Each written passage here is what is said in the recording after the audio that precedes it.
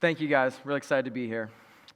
So it wasn't that long ago I remember walking out of my 5th meeting for the day, looking down at my notebook and realizing it's going to be a long night transcribing all these notes for the team. But more than that, I remember being really, really frustrated. So frustrated, I want to pull my hair out, and look at me. That is frustrated. And the reason was because the last meeting we came out of actually was a follow-up to an incredible meeting the week before.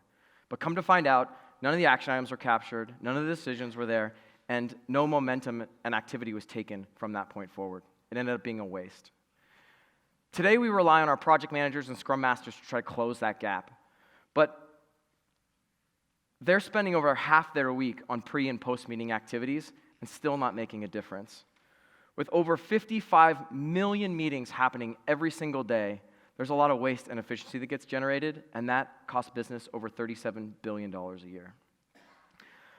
My name's Cody White, co-founder at Speak Technologies, and at Speak, we've been working on a product that we call Albi.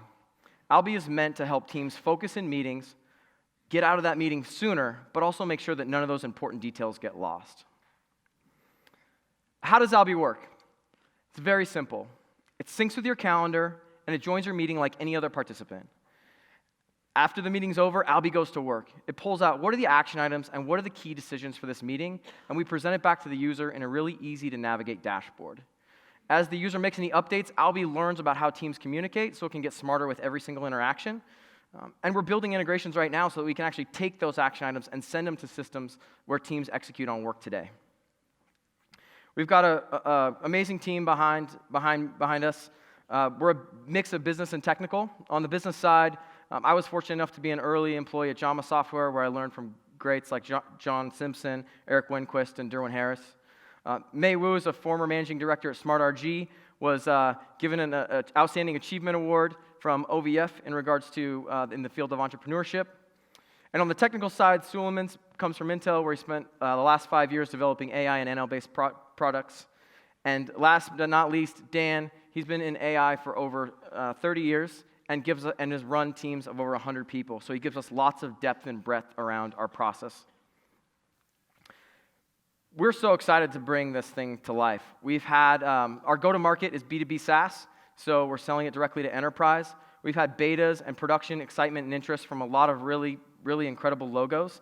And for us, it's about taking what we've developed, getting it ready, and getting it out to the masses. That's why I'm excited to announce we are launching our production version today. So if you go to getalbi.com, you can sign up, and May will probably be giving you a call. Thank you. I'm going to bring the team up for Q&A if you guys want to join. Thanks, Cody. So if people are so bad at listening and paying attention during meetings and writing down what's supposed to happen, how did you build software that can do the same thing? It's interesting. One of the things Jeff Bezos says is you got to focus on the problems that aren't going to change, right? People want lower prices and they want their things faster.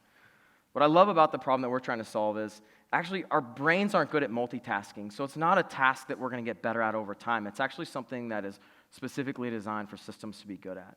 And so with artificial intelligence and natural language processing getting better and better, we can now have a meeting.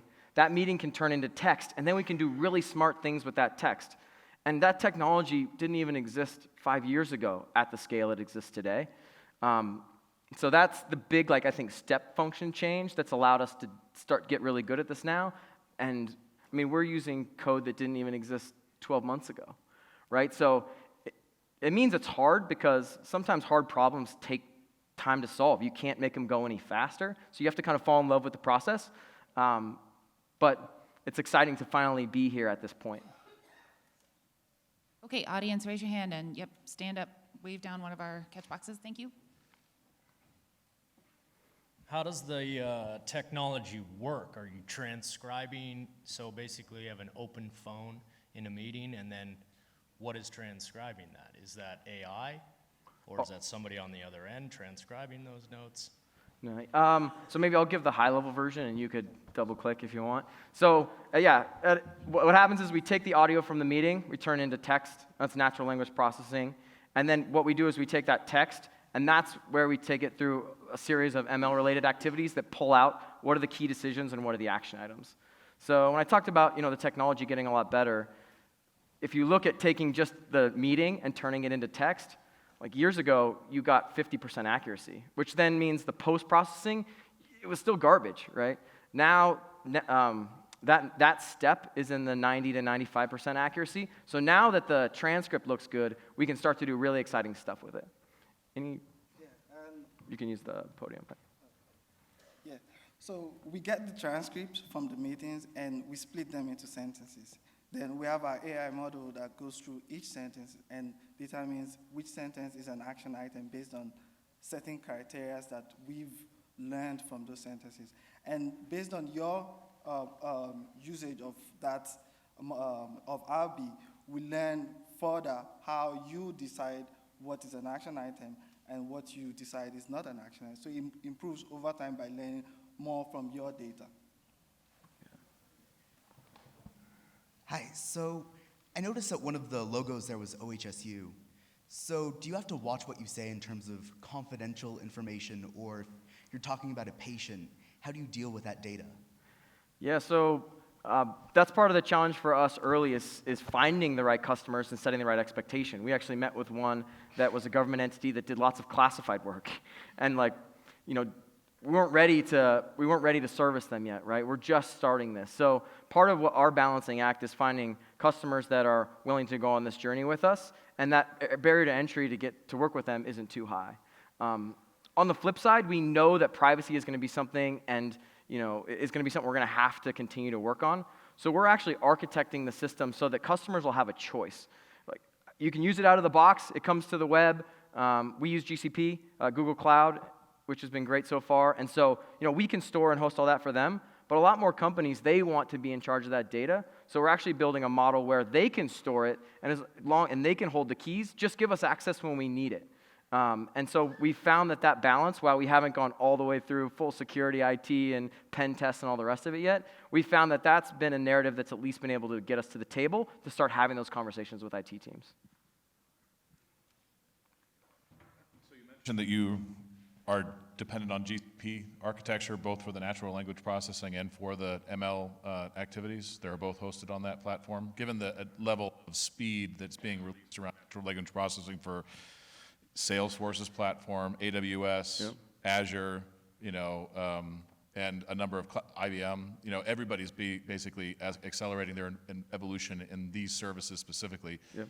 The competitive landscape for your product seems to be getting a little noisy. And so I'm just curious as to what your thought is around that. Yeah, so we're not married to GCP. They've been a great partner. But to be honest, to your point, taking the meeting and turning it into text, that's getting commoditized. And that's not actually what we do. That's why we source it out to those tools that do a lot better. Where our secret sauce comes in is once we have the text, how do we find the things that are really important, right? So I actually like that there's a lot of competition at the front end because we don't compete there, first of all. But second, the better output we get from every meeting just allows us to do a better job once we get the text. And so we've made it so we can plug and play, right, between any of those. And we did a huge benchmark early on, like maybe 12 months ago. It was probably 12 months ago. And GCP came out at the top with the highest level of accuracy. So we're kind of leading with them, knowing that if somebody comes out and they have a better accuracy rate, we can switch it out. Really quickly, last question. Well, in which case, mine's okay. almost All right, cool.